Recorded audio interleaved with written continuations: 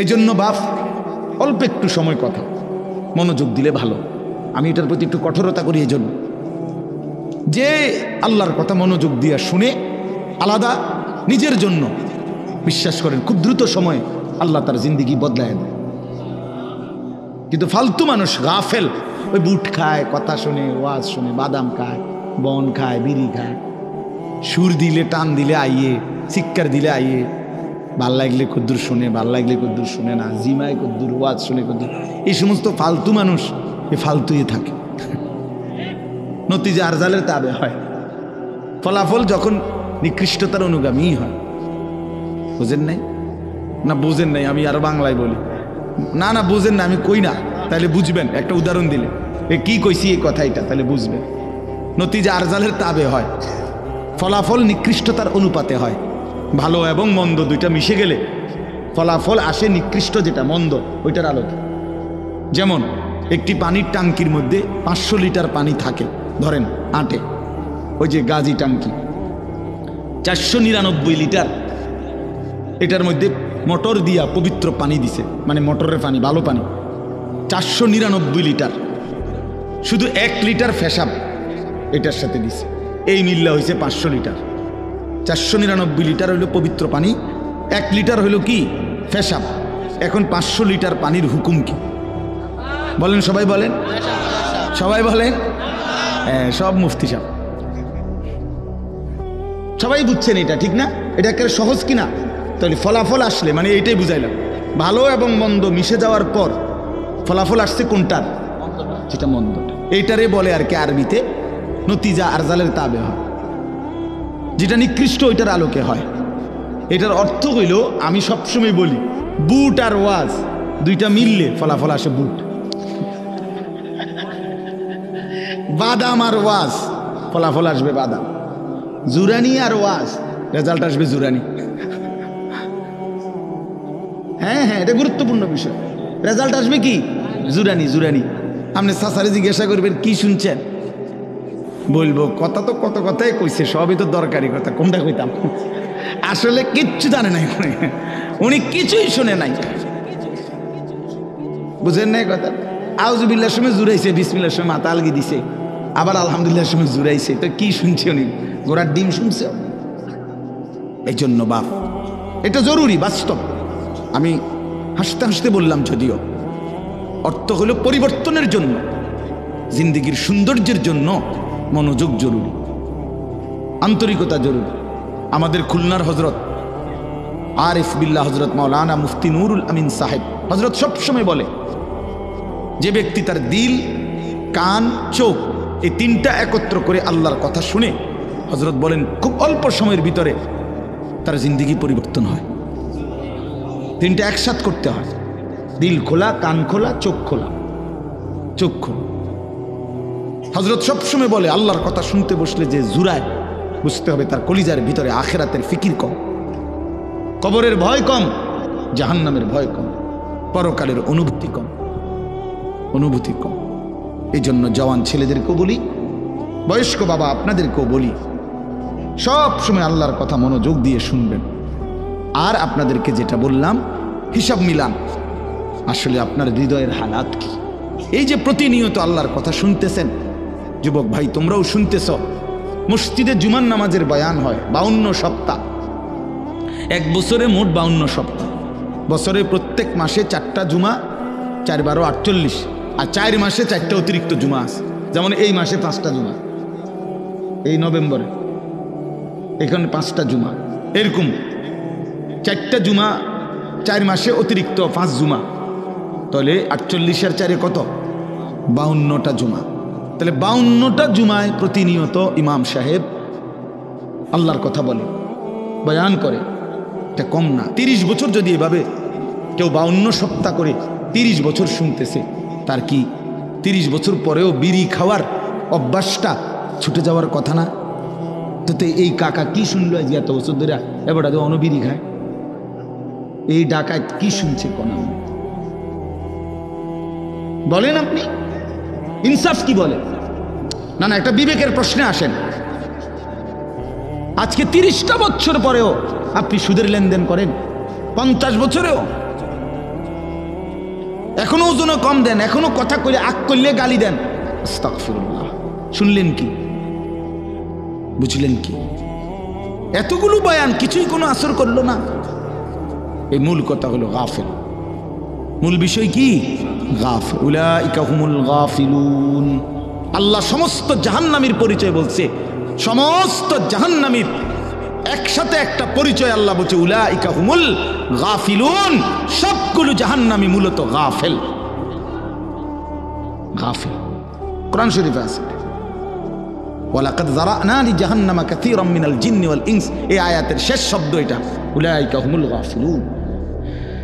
এরা মূলত গাফিল, খামখেয়ালি করছে, খামখেয়ালি করছে।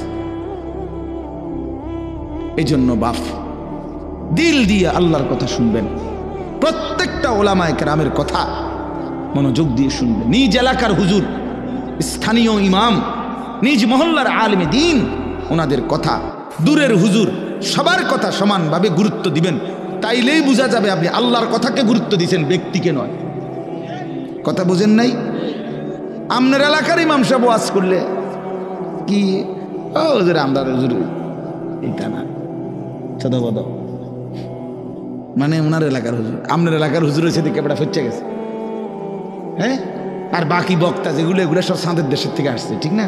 আমি তো এই মাত্র চাঁদের থেকে নামছি, এই যে এখান দিয়ে দেখছেন নাম নেন আমরা, যে চাঁদের দেশ থেকে আসছি। কি চাঁদের দেশ থেকে আসছি মিয়া?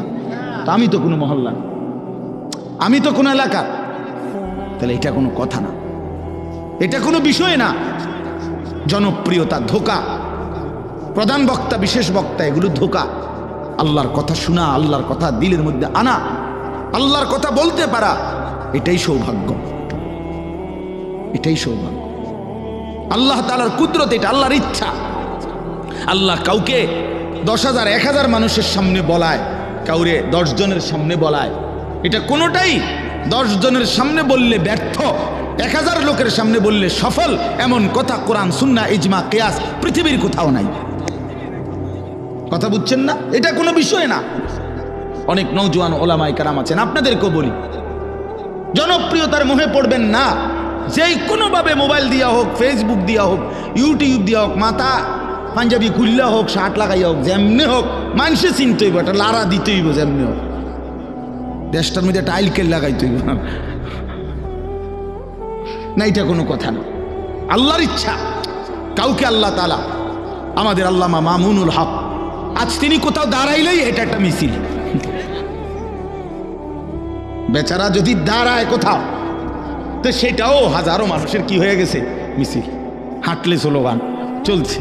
তাই আল্লাহর ইচ্ছা, মালিকের ইহসান এটা। আল্লাহ তাআলা প্রত্যেকের ভিতরে এটা যদি হয়, এই মানসিকতা, তাহলে বরকত হয়।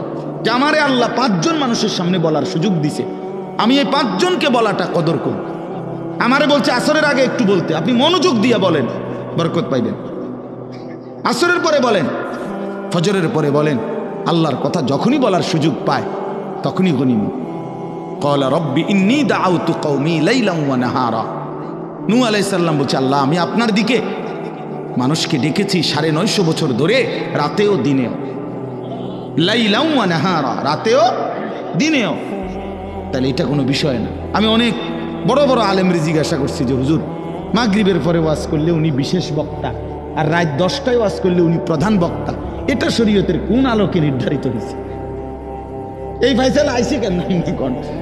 রাত যত সাফে বক্তার দাম তত বাড়ে, এটা কোন ফতুয়ার ভিত্তিতে, কিসের ভিত্তিতে? আল্লাহর কথা যিনি বলেন ইখলাস ও তাকওয়ার সাথে, হক কথা যিনি বলবেন তার কথাই দামি, তার কথাই দামি। চলেন এই জন্য ইনশাআল্লাহ জিন্দেগির হিসাব মিলাবেন। বাপ আমার, নওজোয়ান ছেলে, তোমাদেরকে বলি ভাই, প্রতিনিয়ত মসজিদে জুমার নামাজে ঢোকো, আবার বের হও ভাইয়া, কিন্তু তোমার জীবন এমন আশ্চর্য যে ইমাম সাহেবের 2টা লাইন কথাও মনোযোগ দেওয়া শোনে না, পুরাটা টাইম মোবাইল টিপতেছে, পাশের ছেলেটার সাথে কথা বলতেছে, দুষ্টামি, দৌড়াদৌড়ি, কথাবার্তা। অফ, আল্লাহকে এইভাবে ছেড়ে দেওয়া মানুষ? কোরআন শরীফে আছে, আল্লাহ তাআলা বলেন ফাবিআইয়ি হাদিসিন বা'দাহু ইউমিনুন। কোরআনুল কারীমের সব সবচেয়ে বেশি যে কয়েকটা আয়াত আছে আমার দিলের মধ্যে একবারে লড়াইয়া ফেলে, আমার দিল নড়ে সবচেয়ে বেশি, এর মধ্যে এইটা একটা আয়াত। আমার আশ্চর্য লাগে যে মালিক এটা কি বলছে। ফাবিআইয়ি হাদিসিন বাদাহু ইউমিনুন। আল্লাহ বলে বান্দা 23 বছরে আমি 30 পারা কোরআন নাজিল করেছি। আমার সর্বশ্রেষ্ঠ কথা কতবার করে করে এক একটা কথা বলেছি বান্দা, এরপরে আর কোন কথা বললে আর কেমনে বললে এর চাইতে দামি আর কোন কিতাব নাজিল করলে বান্দা তুই আমার কথা মেনে নিতি। ফাবিআইয়ি হাদিস, ফাবিআইয়ি হাদিস, আর কি বললে আর কোন কথা বললে? আকিমুস সালাহ, আকিমুস সালাহ, আকিমুস সালাহ, এই নামাজের কথা আকিমুস সালাহ 80 বারের চাইতে বেশি আল্লাহ বলছেন। আল্লাহ যেন ডাক দিয়া বলে, এই যুবক, 80 বারের চাইতে বেশি আমি মাওলা আমার মতো মালিক আমি নামাজের কথা তোকে এই কোরআনে বললাম, আর কতবার বললে নাফরমান তুই আমারে সেজদা দিতি বল। এই বেঈমান, তোরা যারা নামাজ পড়ো না, বলো বেঈমান বলো, আর কতবার বললে, আর কতবার বললে নামাজ পড়তা? ইয়া আইয়ুহাল্লাযীনা আমানু, হে ঈমানদারগণ, হে ঈমানদারগণ, হে ঈমানদারগণ। কোরআনুল কারীমের মধ্যে 89 বার আছে, 89, 8, 9, 89 বার আল্লাহ ডাক দিছে আমার ঈমানদার বান্দা, আমার তুই প্যারা বান্দা, আয় মোমেন, আমি তোকে ডাকছি, তোকে ডাকছি, তোকে ডাকছি। সেই আল্লাহ জিজ্ঞেস করছে ফাবিআইয়ি হাদিস, এই বান্দা 89 বার আমি তোকে মোমেন বলে ডাক দিয়েছি, আর কতবার ডাকলে তুই আমার ডাকে সাড়া দিতি বান্দা? হ্যাঁ বলো ভাইয়া, যারা নামাজ পড়ো না ভাই বলো। হ্যাঁ, আরেকটা আয়াত আছে আমার দিল নড়ে বেশি, সূরা মুজাম্মিলের, ফাকাইফা তাত্তাকুনা ইন কাফারতুম ইয়াওমান ইয়াজআলুল বিলদানা শিবা। এই কথাটা শুনলে আমার খুব ভয় লাগে। আল্লাহ বলছে বান্দা, এই যে তুমি আমার নাফরমানি করছো, সেদিন হাসরের ময়দানে তুমি কেমনে বাঁচবা? যেদিন হাসরের মাঠের একদিনের পেরেশানি আর আযাব আর যন্ত্রণা কোলের বাচ্চাকে বুড়া বানায় ফেলবে, বুড়া বানায় ফেলবে। এই বান্দা, তুমি জানো না আমি মাওলার শাস্তি কি জিনিস? ফাকাইফা তাত্তাকুনা ইন কাফারতুম ইয়াওমান ইয়াজআলুল বিলদানা শিবা। একদিনে একদিনে বাচ্চা বুড়া হয়ে যাবে, কোলের বাচ্চা বুড়া হয়ে যাবে। আল্লাহ বলছে এই পরিমাণ যন্ত্রণা পেরেশান। মানুষ বলে ভাই আমার এই 3 মাসের যন্ত্রণায় কষ্টে আমার চুল সাদা হয়ে গেছে, মানুষ এরকম বলে না? আল্লাহ তাআলা বলে বান্দা তুমি কেমনে নাফরমানি করছো, তুমি বুঝতেছো না বান্দা আমার আযাব কি পরিমাণ ভয়ঙ্কর। নব্বি ইবাদি আন্নী আনাল গফুরুর রহিম ওয়া আন্না আযাবি হুয়াল আযাবুল আলীম। রব্বুল আলামিন বলেন, বন্ধু আমার, আমার সবগুলো বান্দাকে শুনিয়ে দেন, বলে দেন বন্ধু, যত লম্বা গুনাই হোক না কেন, যত বেশি গুনাই হোক না কেন, গুনাহ যদি আসমানও ছুঁয়ে যায়, জমিনও ভরে যায়, তারপরও তারে বইলেন বন্ধু যদি গুনাহ ছেড়ে দিয়ে আর করবে না ওয়াদা দিয়ে, আমি মাওলার কাছে মাফ চাই, তওবা করি, আমি আল্লাহ আনাল গফুরুর রহিম, আমি খুব বেশি দয়াবান, খুব বেশি মেহেরবান, খুব বেশি ক্ষমাশীল, আমি একসাথেই সব মাফ করে দেব। কিন্তু আল্লাহ বলেন বন্ধু সাথে সাথে আমার বান্দাকে এটাও বলে দিয়েন, ওয়া আন্না আযাবি হুয়াল আযাবুল আলীম। ওরে কিন্তু এইটাও বলে দিয়েন বান্দা, এত বড় সুযোগ দিলাম, মাফ করে দিবা বললাম, তবুও যারা নাফরমানি ছাড়লি না বান্দা, তোরাও শুনে রাখিস বান্দা আমার আযাবও কিন্তু বড় বেশি ভয়ানক। আন্না আযাবি হুয়াল আযাবুল আলীম। শাস্তি বড় ভয়ানক আমার, পুরস্কার যেমন অনেক বড়, শাস্তিও অনেক বড়। এজন্য দোস্ত বন্ধু রাত গভীরে ফিকির করে, ওই যে কুয়াশার ফোঁটা পড়তেছে গায়ে,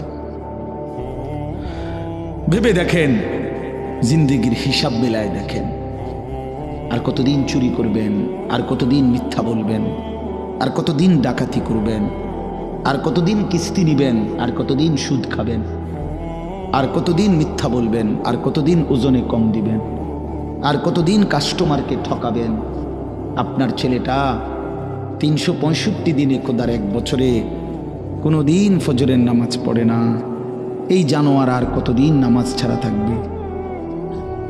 এ তো মানুষের বাচ্চা না, এ তো হাইওয়ান, এ তো চতুষ্পদ জন্তু, এ তো শয়তান। যার কপালে সেজদা নাই তাকে শয়তান বলে। ইবলিস সেজদা দেয় নাই, এজন্যই আল্লাহ বলছে তুই শয়তান। ইবলিস সেজদা দেয় নাই, এজন্য বলছে ফাইন্নাকা রাজিম, তুই আজকের থেকে অভিশপ্ত। ইবলিস সেজদা দেয় না, এজন্য বলছে ওয়া ইন্না আলাইকা লা'নাতা ইলা ইয়াউমিদ্দিন। বেঈমান, সেজদা দিলি না, আজকের থেকে কিয়ামত দিবস পর্যন্ত তোর উপরে আমি আল্লাহর লানত। এই বেনামাজি ছেলে, মনে রাখো, তোর উপরে আল্লাহর লানত, আল্লাহর লানত, আল্লাহর লানত, আল্লাহর লানত। মালিকের অভিশাপ নিয়ে সুখে থাকা যায় না, আল্লাহর লানত নিয়ে সুখে থাকা যায় না, সুখ মিলে না। এজন্য হিসাব করেন, 60 বছর বয়স, বিড়ি সিগারেট ছাড়বেন না, চা দোকানের আড্ডা বন্ধ করবেন না। আজকে 30 বছর ধরে আপনার ঘরে রঙিন টেলিভিশন চলে, প্রতিদিন নাচ গান নাটক সিনেমা, ছেলে মেয়ে নাতি নাতনি বউ বাচ্চা সবাই দেখতেছে। এটা আর কোনো দিন বন্ধ হবে না? তাইলে আর কোনো দিন বন্ধ হবে না? যার বিবি আজকে 20 বছর বেপর্দা, এই মহিলা তাইলে আর কোনো দিন পর্দা করবে না? বলো বাবা, তোমরা যারা সারা রাত মোবাইলে নাচ গান ছবি দেখো, তুমি আর কোনো দিন ফিরবা না ভাইয়া? তুমি কি এই গুনাহ আর কোনো দিন ছাড়বা না? তাইলে আর কত নারী দেখলে তোমার তৃপ্তি হবে? আর কত ছবি দেখলে তোমার তৃপ্তি হবে? আর কোন দিন ফিরবার সময় হবে? এই রাত গভীরে শেষ হিসাব করে। আলাম ইয়ানি লিল্লাযীনা আমানু আন তাখশা কুলুবুহুম লিযিকরিল্লাহ। আল্লাহ বলে, মুমিন ইমানদার বান্দা আমার, আমি আল্লাহর স্মরণে, আমার বন্দিগি আর আমার জিকিরের জন্যে তোমার দিলটা নরম হওয়ার সময় আজও কি হয়নি বান্দা? আলাম ইয়ানি, বলেন বাবা, বলেন ছেলেরা, বলো বন্ধু, বলো, আর কোন দিন সময় হবে? আর কোন দিন ফিরবা? কোন দিন? বয়স্ক বাবা, আপনি ফিরবেন কোন দিন? আমি ফিরবো কোন দিন? আল্লাহ আমাদেরকে বুঝ দান করেন, আল্লাহ আমাদের কলিজার মধ্যে ফিকির দান করেন। কোরআনুল কারীমের 29 নম্বর পারা, 67 নম্বর সূরা, সূরা মুলক। এই সূরা থেকে 3টা আয়াত আমি তেলাওয়াত করেছি, 12, 13, 14। আর অল্প একটু সময়, এখান থেকে একটু কথা বলি, তাইলেই শেষ। 1 নম্বর কথা হলো সূরা মুলক। সূরাটার নাম কোরআনুল কারীমের অত্যন্ত ফজিলতপূর্ণ একটি সূরা। রাসূলুল্লাহ সাল্লাল্লাহু আলাইহি ওয়াসাল্লাম বলেছেন, হিয়াল মানিআতু হিয়াল মুমজিয়াতু তুমজিহি মিন আযাবিল কবর। রাসূলুল্লাহ, একটু মনোযোগ দিয়ে শুনে, দেরি করব না আমি। রাসূলুল্লাহ সাল্লাল্লাহু আলাইহি সাল্লাম বলেন, এই সূরা মুলক 67 নম্বর এই সূরাটি হচ্ছে বাধা দানকারী, রক্ষাকারী। প্রশ্ন হলো, কিসের থেকে রক্ষা করে, কিসের বাধা দেয়? তো নবীজি বলেন, তুমজিহি মিন আযাবিল কবর। এই সূরাটি কবরের আযাব থেকে যে নিয়মিত পড়বে তাকে রক্ষা করবে, কবরের আযাব থেকে বাধা দিবে, কবরের আযাব থেকে রক্ষা করবে। কোন সূরা? সবাই বলেন। ছোট্ট সূরা, মাত্র 30টা আয়াত, 29 পারা। এই ছোট্ট সূরাটি রাসূলুল্লাহ সাল্লাল্লাহু আলাইহি সাল্লাম বলেন কবরের আযাব থেকে রক্ষা করবে। তাফসীরে কুরতুবীর মধ্যে আছে, আল্লাহর নবী সাল্লাল্লাহু আলাইহি সাল্লাম বলেন, আমার দিল চায়, নবীজি বলছেন, লাওয়াদিত্তু, আমার দিলের আকাঙ্ক্ষা, দিলের তামান্না, নবীর দিলের আশা, রাসূলুল্লাহ সাল্লাল্লাহু আলাইহি সাল্লাম বলেন আমার মনটা চায়, আমার দিল চায় আমার উম্মতের প্রতিটা ইমানদারের কলবে এই সূরা মুলকটা থাকুক। ফি কলবে কুল্লি মুমিন, প্রতিটা মুমিনের দিলের মধ্যে জবানের মধ্যে এই সূরা মুলক থাকুক।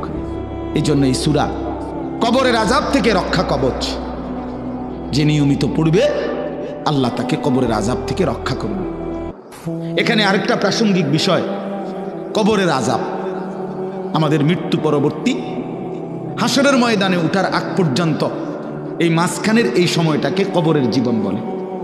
কারো যদি স্বাভাবিক মৃত্যু হয় অথবা অস্বাভাবিক মৃত্যু হয়, কারো যদি মাটির কবর কপালে জোটে অথবা নাও জোটে, মৃত্যু মানেই আবার হাসরের মাঠে উঠা পর্যন্ত মাঝের এই সময়টাকে কবরের জীবন বলে। কথা বুঝছেন নি কথা? মানে বিষয়টা হলো এই, মনে করেন অনেক অধিকাংশ মানুষের তো স্বাভাবিক মৃত্যু হয়েছে, মাটিতে তারে কবরও দিছে, কিন্তু এমনও তো মানুষ আছে যে বাঘের পেটে ঢুকে গেছে, জীব জন্তু হিংস্র প্রাণী তারে খাইয়া ফেলছে, আগুনে পুইরা জ্বলে ছাই হইয়া গেছে, পানিতে ভাইসা গেছে, এমন হইতে পারে না? তো তার কবর কই? তার তো মাটির দাফন করছে না। কথা বুঝছেন? কিন্তু তার মৃত্যু হয়েছে কিনা? এই মৃত্যু মানেই কবরের জীবন, মৃত্যু মানেই কবরের জিন্দেগি। তাহলে এই জন্য বললাম, আরে স্বাভাবিক হোক অস্বাভাবিক হোক, কবর জুটুক মাটির বা না জুটুক, মানুষের মৃত্যুর পরেই হাসরের ময়দানে উঠা পর্যন্ত এই মাঝের এই টাইমটাকে কবরের জীবন বলা হয়। এই কবরের জীবনে আল্লাহ নবী সাল্লাল্লাহু আলাইহি ওয়াসাল্লামের অসংখ্য হাদিস দ্বারা কিছু বলবে? জি, কবরের এই বিষয়ে আল্লাহ রাসূল সাল্লাল্লাহু আলাইহি সাল্লামের অগণিত হাদিস। কবরের মধ্যে মানুষের এই কবরের জীবনটা, এটা কারো জন্য সুখকর, কারো জন্য কষ্টকর, কারো জন্য এই কবরে সুখ মিলবে, কারো জন্য এই কবরে কষ্ট হবে, আযাব হবে। রাসূলুল্লাহ সাল্লাল্লাহু আলাইহি সাল্লাম বলেন, আমি খুব সংক্ষেপে বলতেছি, 3টা প্রশ্নের জবাব যে কবরে ঠিকমতো দিতে পারবে, আল্লাহ তাআলা পক্ষ থেকে ঘোষণা হবে, সাদাকা আবদি, আমার বান্দা সঠিক উত্তর দিছে।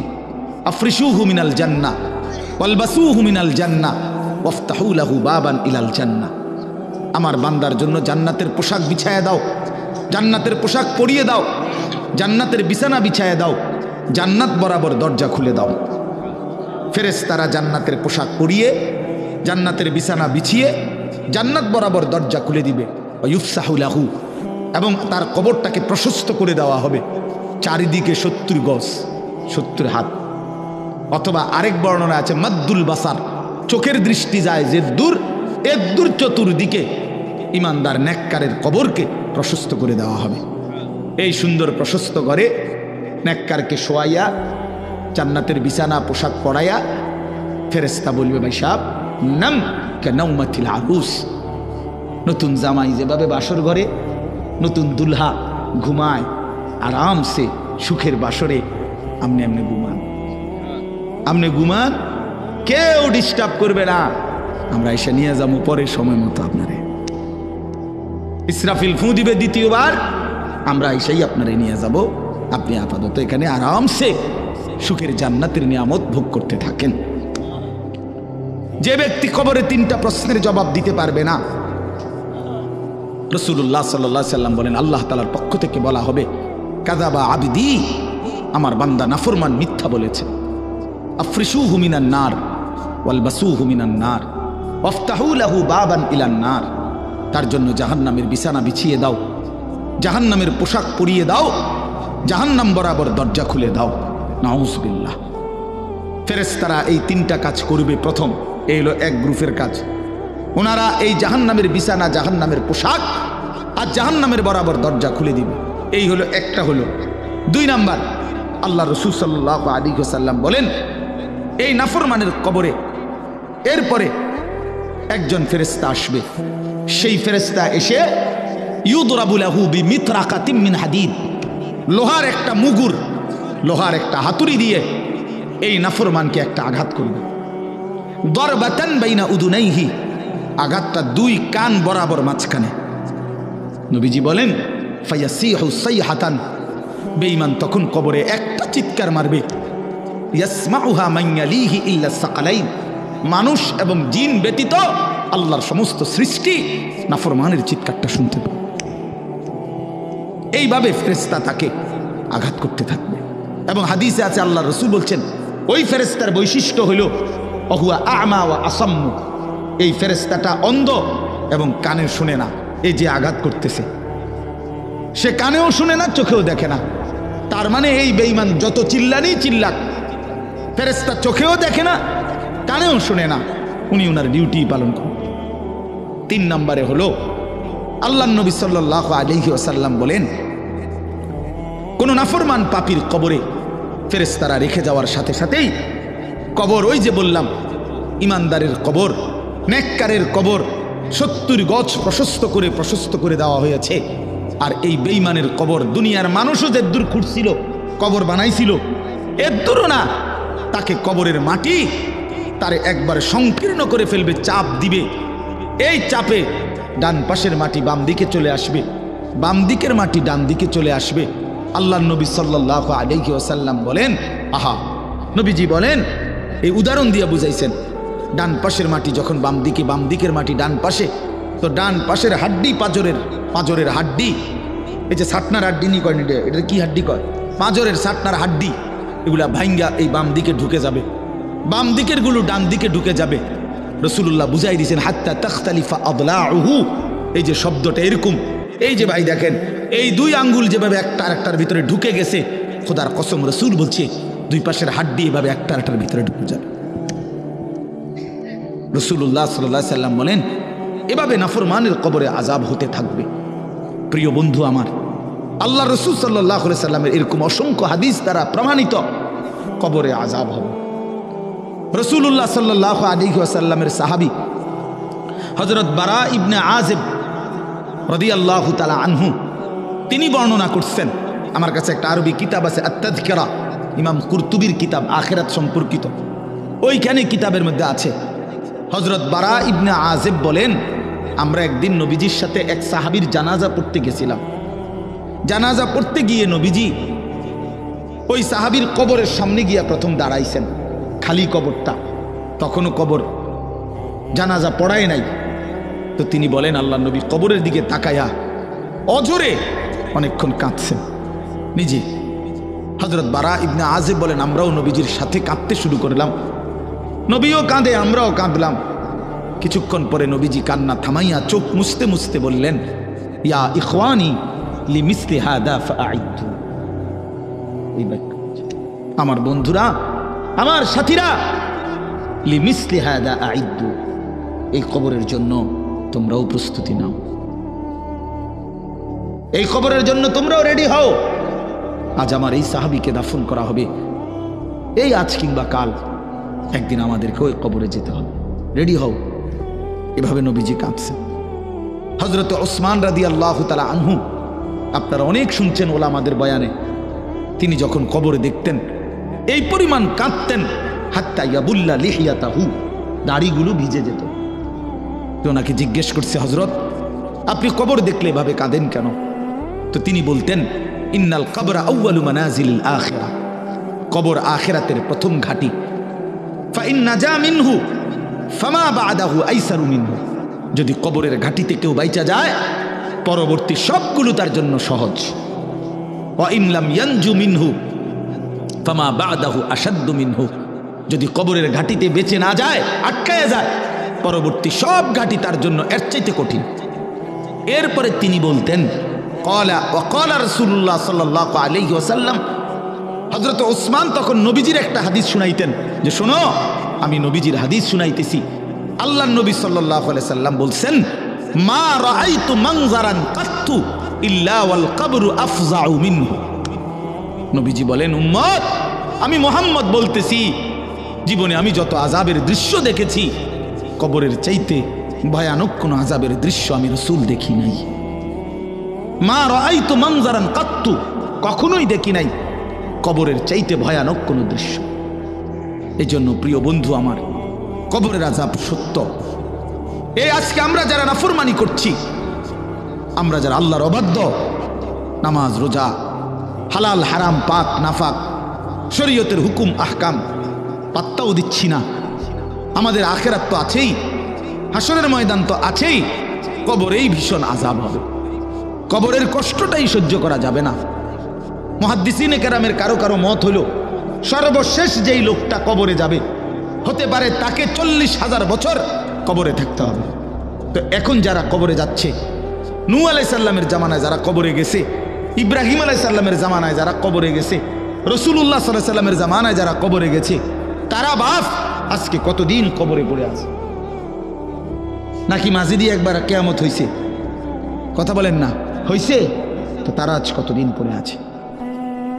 তো সর্বশেষ ব্যক্তিটাও যদি 40,000 বছর থাকতে হয়, তাহলে আগের মানুষগুলো আমাদের কি হালাত?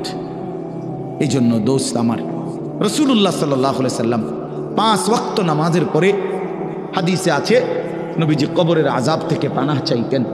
আল্লাহুম্মা ইন্নী আউযু বিকা মিন আযাবিল কবর ওয়া মিন ফিতনাতিল কবর ওয়া মিন ফিতনাতিল মাসীহিদ দাজ্জাল ওয়া মিন ফিতনাতিল মাহইয়া ওয়াল মামাত।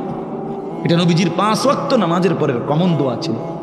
নিয়মিত কবরের আযাব থেকে মুক্তি চাইতেন, অথচ তিনি নিষ্পাপ, যার নিজের কোনো গুনাহ নাই, তিনি যদি এতবার দোয়া করতেন, আমি আপনি কি পরিমাণ দোয়া করা উচিত? অতএব আমি রাত গভীরে মনে করাই দিলাম আমাদের কবর সত্য।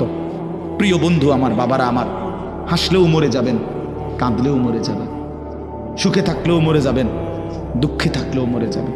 আল্লাহ যেন বারবার বলছে, বান্দা তুমি চাও কিংবা না চাও, আমি কিন্তু তোমার এনে থাকতে দেব না। বান্দা তুমি চাইলেও থাকতে দেব না, তুমি না চাইলেও থাকতে দেব না। আমি বান্দার রাখতাম না এখানে, এটা রাখতাম না, তোমারেও মনে রাখতাম না, পৃথিবীটাকেও আমি জাগাত রাখতাম না। শুধু শুধু তুমি এটা লইয়া কামড়াকামড়ি করো না বান্দা, রাখবো না আমি তোমারে রাখবো না। অতএব আমরা মরে যেতেই হবে। অট্টালিকার মানুষটাও মরে যাবে, কুড়ে ঘরের মানুষটাও মরে যাবে। জীবনে যে দুঃখ দেখে নাই সেও মরে যাবে, জীবনে যে সুখ দেখে নাই সেও মরে যাবে। মরবো কিনা আমরা বলেন? কবরে যেতে হবে কিনা আমাদের? অতএব আমাদের দায়িত্ব কবর, হাসর, মিজান, ফুলসিরাত, আখিরাত, জান্নাত, জাহান্নাম এগুলোকে ভয় করা, বিশ্বাস করা।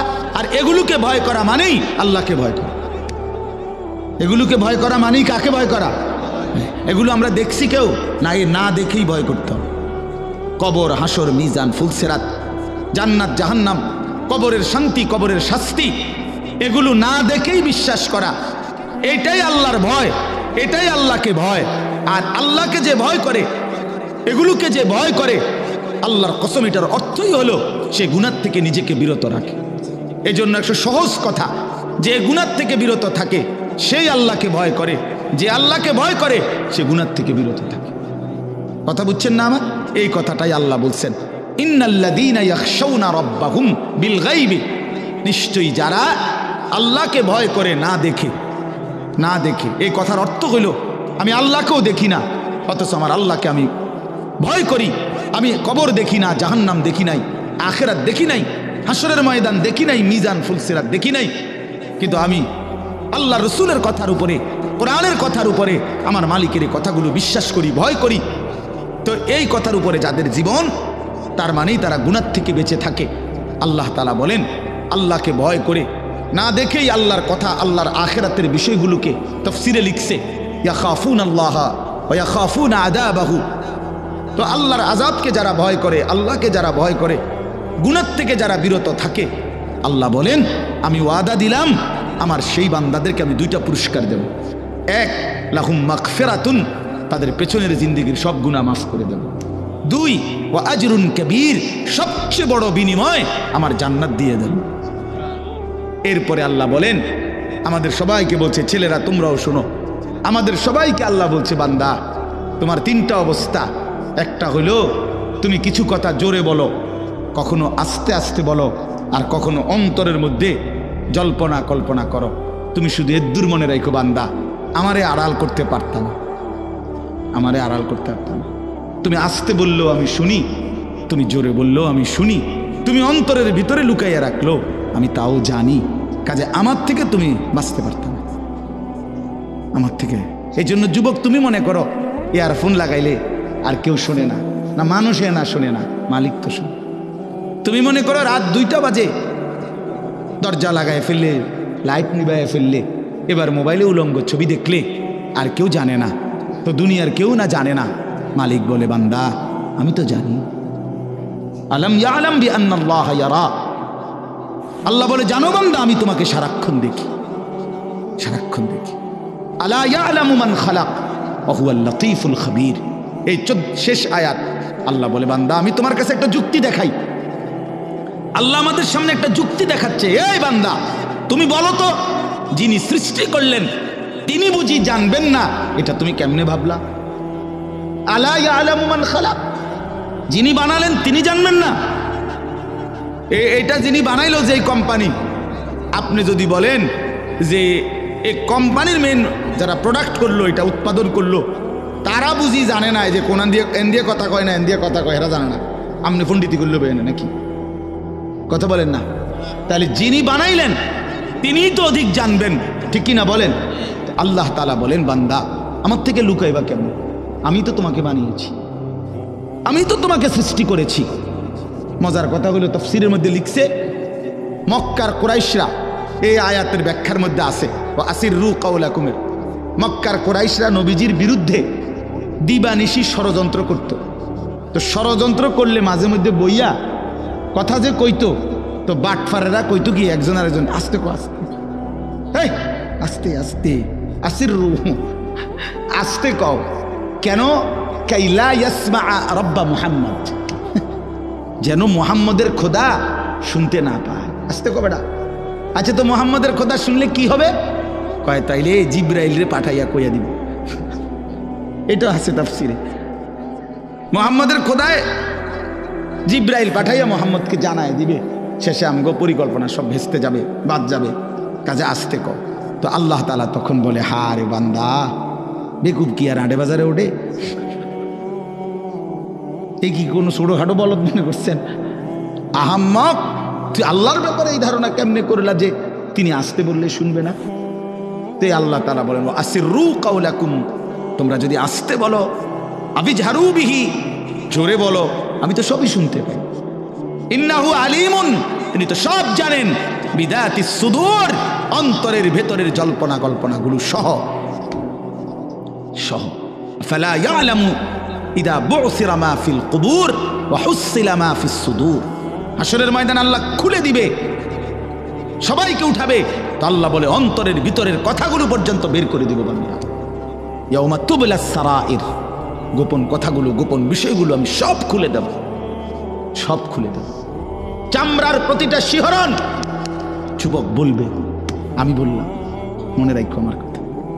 এই যে আমাদের চামড়ায় নারী দেখলে, ছবি দেখলে, নর্তকী দেখলে, উলঙ্গ নাচ দেখলে, অশ্লীল দৃশ্য দেখলে শরীরের চামড়ার মধ্যে শিহরণ হয়, শাহওয়াত জাগে। খোদার কসম হাসরের ময়দানে এই চামড়া বলবে আল্লাহ শাহিদা আলাইহিম সামউহুম ওয়া আবসারুহুম ওয়া জুলুদুহুম, এই চামড়া বলে দিবে আল্লাহ বেঈমান আমারে দেখা এই শরীরে এই চামড়া এতবার শিহরিত, অশ্লীলতা, বেহায়াপনা, জিনা, ব্যভিচারের প্রতি এতবার আগ্রহী হয়েছে। শরীরের চামড়াগুলো কথা বলে, মানুষের সমস্ত শাহওয়াত চামড়া, যৌন চাহিদা উপাদান মেন এই চামড়ার মধ্যে। এই জন্য যত ডাক্তার চর্ম ডাক্তার, তত ডাক্তার যৌন রোগের ডাক্তার, চর্ম ও যৌন রোগ বিশেষজ্ঞ। এইটার মূল কারণ এটা, চর্মের সাথে যৌন সম্পর্ক, অর্থাৎ এই শাহওয়াতের গভীর সম্পর্ক। এই জন্য আল্লাহ বলছে শাহিদা আলাইহিম সামউহুম ওয়া আবসারুহুম ওয়া জুলুদুহুম, একটা শব্দ চামড়ার শিহরণগুলো পর্যন্ত ভাইয়া আড়াল করা যাবে না। যাবে কি? চলেন তাইলে কথা শেষ। আল্লাহ তাআলা বলছে বান্দা আমি সৃষ্টি করেছি, আমি জানবই। আলা ইয়ালামু মান খালাক, আমার থেকে লুকাইও না, পারবা না। ওয়া হুয়াল লাতীফুল খাবীর, আল্লাহ সূক্ষ্ম থেকে সূক্ষ্ম, বিন্দু থেকে বিন্দু বিষয় জানেন, সমস্ত বিষয়ের পূর্ণ খবর রাখেন। কাজে ইনশাআল্লাহ আমি দুইটা কথা বলছি।